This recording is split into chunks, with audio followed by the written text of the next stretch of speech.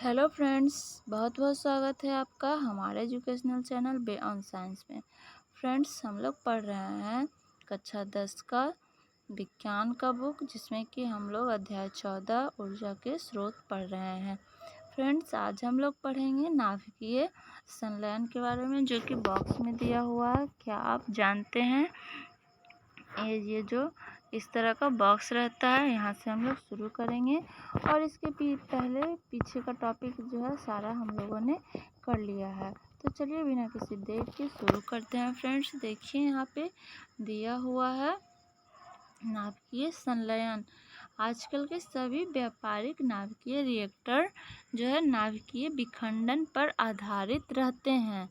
जो नाभिकीय रिएक्टर होता है वो नाभिक के विखंडन पर आधारित रहता है, परंतु एक अन्य अपेक्षाकृत सुरक्षित प्रक्रिया, जिसे नाभिकीय संलयन कहते हैं, द्वारा भी नाभिकीय ऊर्जा उत्पन्न करने की संभावना व्यक्त की जा रही है।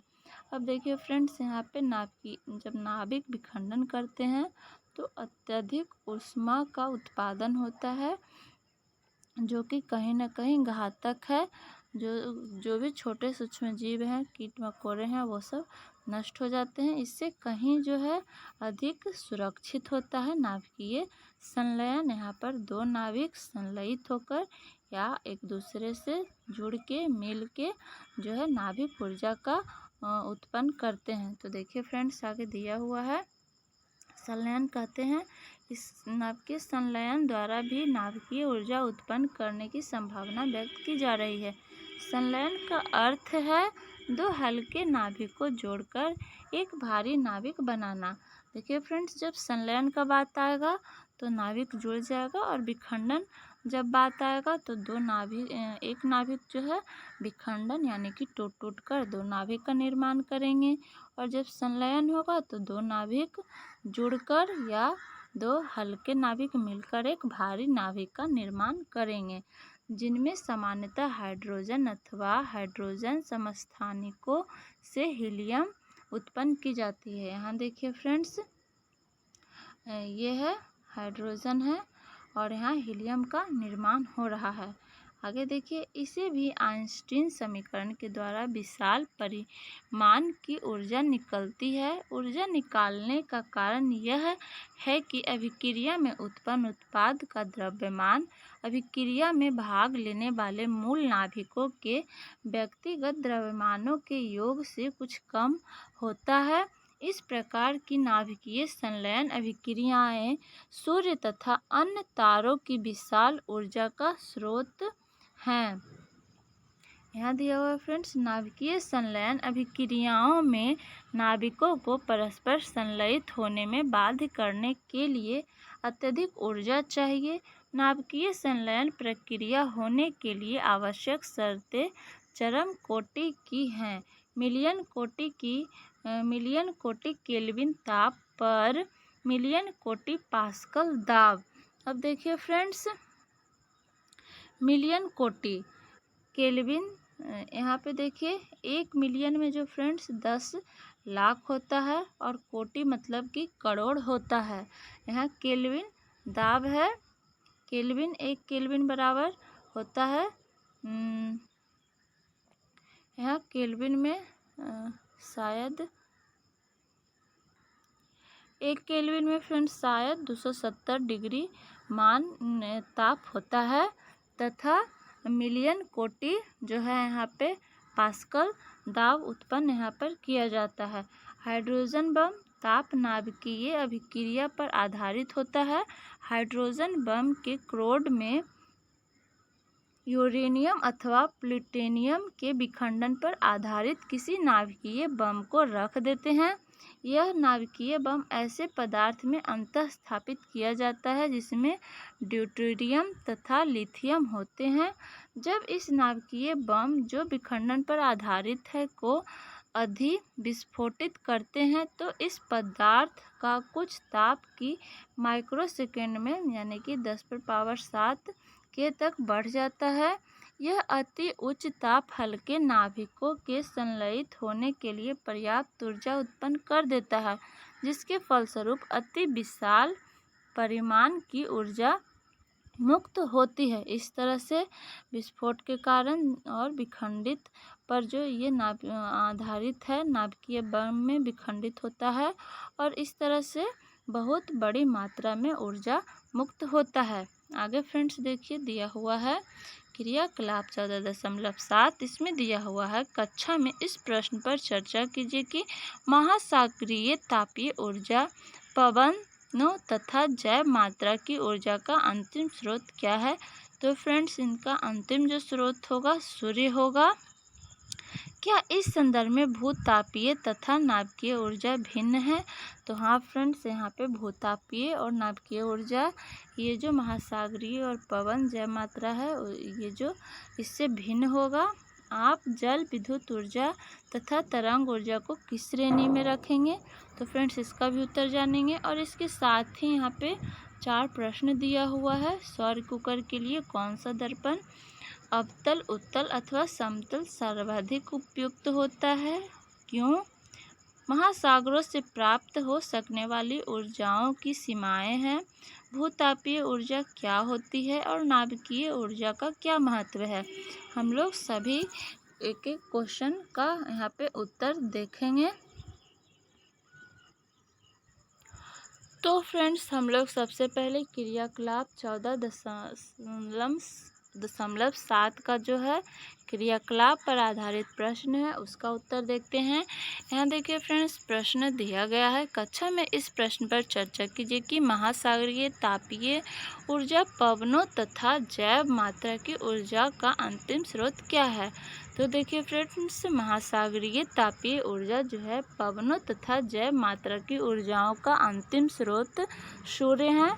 सूर्य क्यों है फ्रेंड्स, क्योंकि हरे पौधे सूर्य के प्रकाश में प्रकाश संश्लेषण क्रिया के द्वारा भोजन तैयार करते हैं, जिस पर बाकी सभी प्राणी निर्भर करते हैं। इस तरह संसार के सभी प्राणी अपनी ऊर्जा के लिए सूर्य पर निर्भर रहते हैं।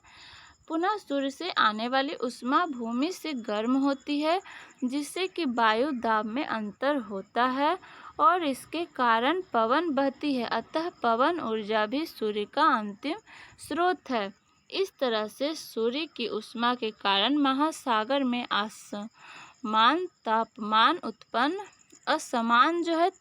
उत्पन्न होता है और इस महासागरीय तापीय ऊर्जा का उपयोग विद्युत उत्पादन में किया जाता है।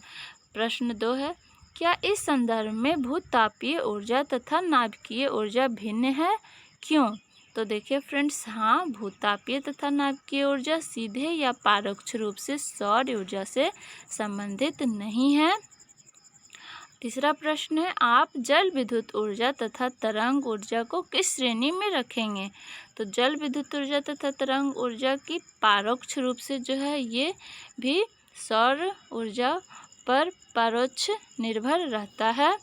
आगे दिया हुआ है फ्रेंड्स, ये पाठगत प्रश्नोत्तर है, जिसमें यहाँ पे क्वेश्चन नंबर 1 है, सौर कुकर के लिए कौन सा दर्पण अवतल, उत्तल अथवा समतल सर्वाधिक उपयुक्त होता है। तो इसका उत्तर हो जाएगा अवतल दर्पण सर्वाधिक उपयुक्त होता है, क्योंकि अवतल दर्पण जो है सूर्य से आने वाली विकिरण को ठीक से एक बिंदु पर फोकसित जो है या फोकस कर सकता है, जिससे उच्च ऊष्मा उत्पन्न होती है और उसका उपयोग हम लोग सौर कुकर में खाना बनाने के लिए करते हैं। आगे फ्रेंड्स देखिए दिया हुआ है, महासागरों से प्राप्त ऊर्जा की क्या सीमाएं हैं।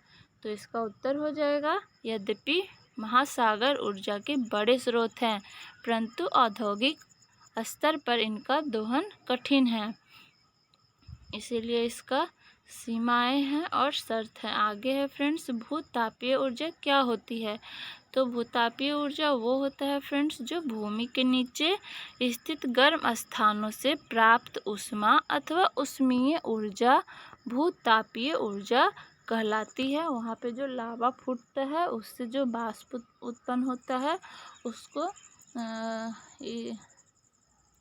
उस तरह से वो जो ऊष्मा होती है उसको भूमि के अंदर होती है, इसीलिए उसको भूतापीय ऊर्जा कहते हैं। आगे है फ्रेंड्स, देखिए नाभिकीय ऊर्जा का क्या महत्व है।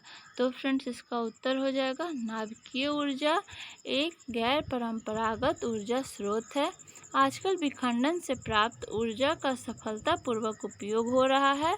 संलयन अभिक्रिया से प्राप्त ऊर्जा का दोहन की संभावना व्यक्त की जा रही है। अब देखिए फ्रेंड्स, हम लोग का 4 प्रश्न करने के बाद हम लोग का जो टॉपिक आता है पर्यावरण विषयक सरोकार। तो फ्रेंड्स इसमें दिया हुआ है, देखिए पिछले अनुभाग में हमने ऊर्जा के विविध स्रोतों के विषय में अध्ययन किया था। इसमें से किसी भी प्रकार की ऊर्जा का दोहन पर्यावरण में किसी न किसी रूप से विक्षोभ उत्पन्न करता है, यानी कि विक्षोभ मतलब कि कुछ परेशानियां उत्पन्न करता है। किसी भी परिस्थिति में हम किसी ऊर्जा का स्रोत का चयन करते हैं तो वह निम्नलिखित कारकों पर निर्भर करता है। अगर हम लोग कोई स्थिति में कोई भी ऊर्जा स्रोत का चयन करते हैं या उपयोग करते हैं तो वो निम्नलिखित कारक पर निर्भर करता है। यहाँ देखिए इतना कारक दिया हुआ है। पहला दिया, उस ऊर्जा स्रोत से ऊर्जा प्राप्त करने में सरलता, यानी कि उस ऊर्जा स्रोत को प्राप्त करने में कितना सरलता है।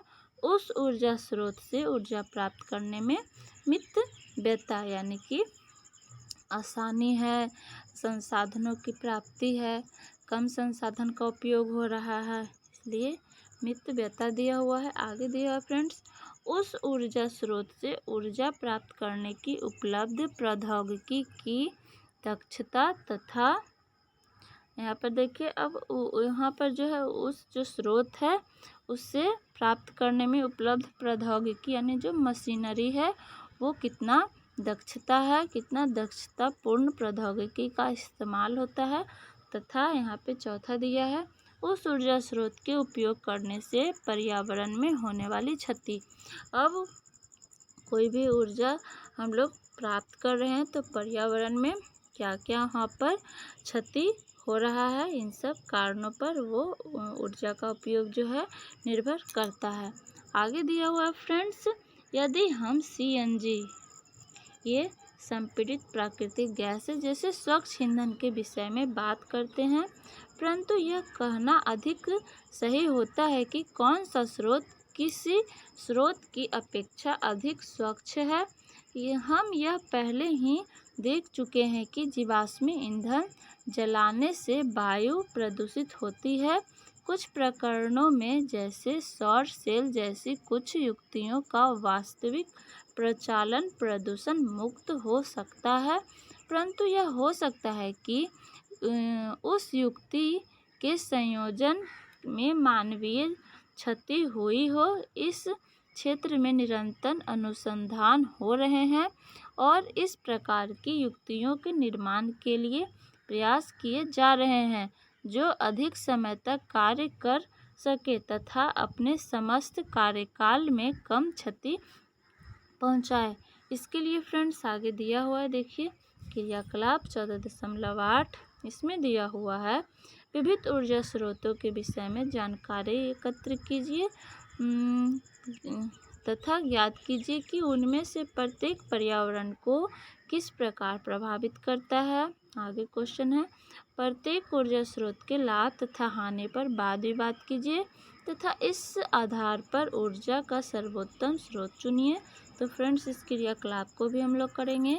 और आगे दिया हुआ 2 प्रश्न है, क्या कोई ऊर्जा स्रोत प्रदूषण मुक्त हो सकता है, क्यों अथवा क्यों नहीं। दूसरा क्वेश्चन है, रॉकेट ईंधन के रूप में हाइड्रोजन का उपयोग किया जा रहा है, क्या आप इसे सीएनजी की तुलना में अधिक स्वच्छ ईंधन मानते हैं, क्यों अथवा क्यों नहीं। इसको भी हम लोग करेंगे। उसके बाद फ्रेंड्स हम लोग का टॉपिक होगा, कोई ऊर्जा स्रोत हमारे लिए कब तक बना रह सकता है। तो फ्रेंड्स आइए हम लोग पहले क्रियाकलाप 14.8 करते हैं। देखिए फ्रेंड्स हम लोग का क्रियाकलाप है 14.8 है। इस पर आधारित क्रियाकलाप पर जो प्रश्न है, प्रश्न 1 है, विविध ऊर्जा स्रोतों के विषय में जानकारी एकत्र कीजिए और ज्ञात कीजिए कि उनमें से प्रत्येक पर्यावरण को किस प्रकार प्रभावित करता है। तो यहाँ देखिए पहला जो है स्रोत दिया हुआ है तापीय विद्युत संयंत्र है। इसका मूल सिद्धांत है और ये वातावरण पर प्रभाव है, अच्छा या बुरा। तो देखिए हम लोग पहला देखते हैं तापीय विद्युत संयंत्र। इसमें जो है फ्रेंड्स, विद्युत संयंत्रों में प्रतिदिन विशाल मात्रा में जीवाश्म ईंधन का दहन करके जल उबालकर भाप जो है बनाई जाती है, जो टरबाइनों को घुमाकर विद्युत उत्पन्न करती है। इसका अच्छा प्रभाव नहीं, बुरा प्रभाव दिया हुआ है। यह प्रदूषण उत्पन्न करता है। खदानों से कोयले निकाले जाने के कारण भूस्खलन का स्थिति उत्पन्न होती है। वहीं देखिए दूसरा है जल विद्युत संयंत्र। इसमें दिया हुआ इसका सिद्धांत है, जल विद्युत संयंत्रों में गिरते जल की स्थितिज ऊर्जा को विद्युत में रूपांतरित किया जाता है। इसका अच्छाई है बाढ़ पर नियंत्रण, सिंचाई की सुविधा, और इसका ये दिया हुआ है फ्रेंड्स। देखिए ये जो अच्छा प्रभाव है और इधर बुरा प्रभाव है। तो इसका बुरा प्रभाव जो है विशाल भूभाग नष्ट हो जाता है, जो कि जिसमें कि पानी जमा होता है और पर्यावरण का संतुलन इससे बिगड़ता है। आगे दिया हुआ है फ्रेंड्स तीसरा नाभिकीय ऊर्जा स्रोत। इसमें है इसका सिद्धांत है नाभिकीय विखंडन अभिक्रिया एक ऐसी प्रक्रिया है जिससे किसी भारी परमाणु जैसे कि यूरेनियम, प्लूटोनियम अथवा थोरियम के नाभिक की निम्न ऊर्जा न्यूट्रॉन से बमबारी। इसका अच्छा प्रभाव है वायु प्रदूषण रहित है, और इसका बुरा प्रभाव है शेष बचे नाभिकीय ईंधन जो है घातक सिद्ध हो सकते हैं अगर इनका निपटारा उचित प्रकार से नहीं होता है। आगे है फ्रेंड्स इसी का सिद्धांत में है न्यूट्रॉन से बमबारी कराकर हल्के नाभिकों में तोड़ा जा सकता है। जब ऐसा किया जाता है तो विशाल मात्रा में ऊर्जा मुक्त होती है। अब देखिए चौथा है बायोमास या जैव मात्रा। इसका सिद्धांत है पादपों और जंतुओं के अपशिष्टों से बायोगैस प्राप्त की जाती है। इसका अच्छा प्रभाव है जैव अपशिष्टों का अच्छे तरीके से निपटारा हो जाता है और पौधे के लिए उत्तम खाद मिलती है। इसका बुरा कोई प्रभाव नहीं है। आगे है फ्रेंड्स पवन ऊर्जा। इसमें दिया हुआ है सूर्य के विकिरणों द्वारा भूखंडों तथा जलाशयों के असमान तप्त होने के कारण वायु में गति उत्पन्न होती है तथा पवनों का प्रवाह होता है। पवनों की इस गतिज ऊर्जा का उपयोग विद्युत उत्पन्न करने या अन्य कार्यों में किया जा सकता है। ये पवन ऊर्जा का सिद्धांत था। इसका अच्छा प्रभाव नहीं दिया हुआ है। इसका बुरा प्रभाव दिया है कि इससे ध्वनि प्रदूषण, मानसून प्रभावित होता है। सौर ऊर्जा है फ्रेंड्स। सौर ऊर्जा का सिद्धांत है सूर्य से प्राप्त ऊर्जा का उपयोग किया जाता है और इसकी अच्छी बात है कि ये प्रदूषण मुक्त होता है और इसका कोई भी हानिकारक प्रभाव नहीं है। अब प्रश्न 2 है फ्रेंड्स कि प्रत्येक ऊर्जा स्रोत के लाभ तथा हानि पर वाद विवाद कीजिए तथा आधार पर ऊर्जा का सर्वोत्तम स्रोत चुनिए। तो पहले ऊर्जा स्रोत में जीवाश्म ईंधन दिया हुआ है। इसका लाभ दिया हुआ है ये कम खर्च पर अत्यधिक खर्च की प्राप्ति। दूसरा दिया हुआ आसान परिवहन, मतलब इसको आसानी से यहाँ से वहाँ कहीं भी ले जा सकते हैं। तीसरा है ऊर्जा क्षय कम और उपलब्धता तथा भंडारण में ये सुगम है, यानी कि इसको आसानी से ये उपलब्ध है और इसका आसानी से भंडारण किया जा सकता है। इसकी हानियाँ दिया हुआ है फ्रेंड्स ये ऊर्जा के अनवीकरणीय स्रोत है, यानी कि इसको तुरंत प्राप्त नहीं किया जा सकता है। इसे प्राप्त करने में हजारों करोड़ों, इसे बनने में ही हजारों करोड़ों वर्ष का समय लगता है और ये पुनः प्राप्त होगा कि नहीं इसका कोई अता पता नहीं है। आगे है फ्रेंड्स अगर हम इनका उपयोग इसी चिंताजनक दर से करते रहें तो हमारे ये भंडार शीघ्र ही रिक्त हो जाएंगे, यानी कि समाप्त हो जाएंगे। ये स्रोत प्रदूषण फैलाते हैं। जीवाश्म ईंधन जैसे कोयला को खदानों से निकालना पड़ता है जिसके कारण भूस्खलन की स्थिति उत्पन्न हो जाती है। अब जब कोयला ज़मीन के नीचे से निकल जाता है तो वहाँ भूस्खलन यानी कि ऊपर का जो भूभाग है अंदर धंसने का डर रहता है, उसी को भूस्खलन कहते हैं। आगे दिया हुआ फ्रेंड्स तापीय विद्युत संयंत्र।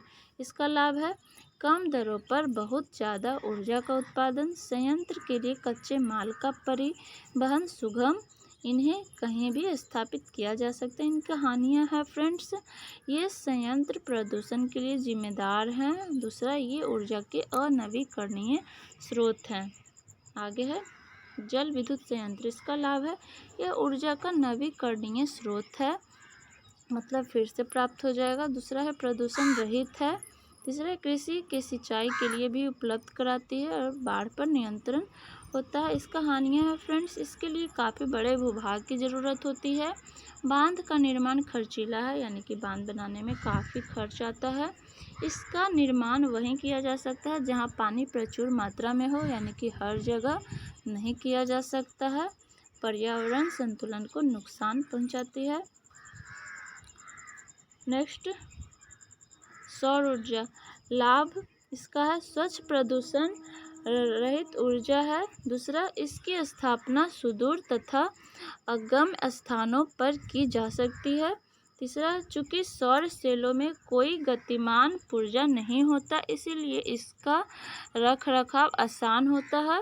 चौथा, यह ऊर्जा का नवीकरणीय स्रोत है। इसका हानियाँ दिया हुआ, रात्रि में तथा बादल वाले दिनों में उपयोग नहीं किया जा सकता है। दूसरा, सौर सेलों का निर्माण महंगा होता है। तीसरा, ये डीसी विद्युत धारा उत्पन्न करते हैं, जिसे एसी में बदलने के लिए काफ़ी ऊर्जा खर्च करनी पड़ती है। आगे दिया हुआ फ्रेंड्स नाभिकीय ऊर्जा। इसका लाभ दिया हुआ है कम खर्चा में अत्यधिक ऊर्जा उपलब्ध। दूसरा है अपशिष्ट पदार्थों का पुनः इस्तेमाल संभव। हानियाँ दिया हुआ, नाभिकीय कचरा जीव जंतुओं के लिए घातक है। दूसरा, इसका निपटारा भी मुश्किल है। तीसरा, कोई बड़ा दुर्घटना या नुकसान करा सकती है। जैव मात्रा दिया हुआ है फ्रेंड्स, इसका लाभ है ये प्रदूषण रहित ईंधन है। इनका अपशिष्ट उत्तम खाद होता है। उत्पादन लागत कम है।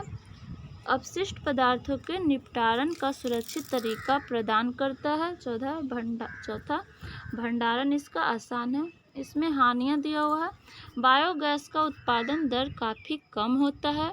एक पूरे स्थान से प्राप्त जैव मात्रा उस स्थान की ऊर्जा ज़रूरत पूरा करने में असमर्थ होती है। आगे पवन ऊर्जा है। इसका लाभ है यह ऊर्जा नवीकरणीय स्रोत है, प्रदूषण रहित है, सिंचाई तथा खाद्यान्न पीसने में काफ़ी उपयोगी है। एक बार निर्माण हो जाने पर ऊर्जा उत्पादन लागत शून्य है, मतलब इसमें कोई फिर से लागत नहीं लगानी पड़ती है।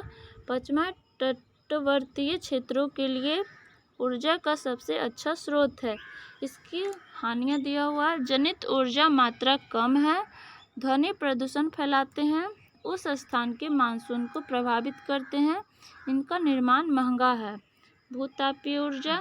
इसका लाभ है प्रदूषण रहित, लागत की कमी, ऊर्जा का नवीकरणीय स्रोत, और इसका हानियाँ सीमित क्षेत्रों में ही उपलब्ध।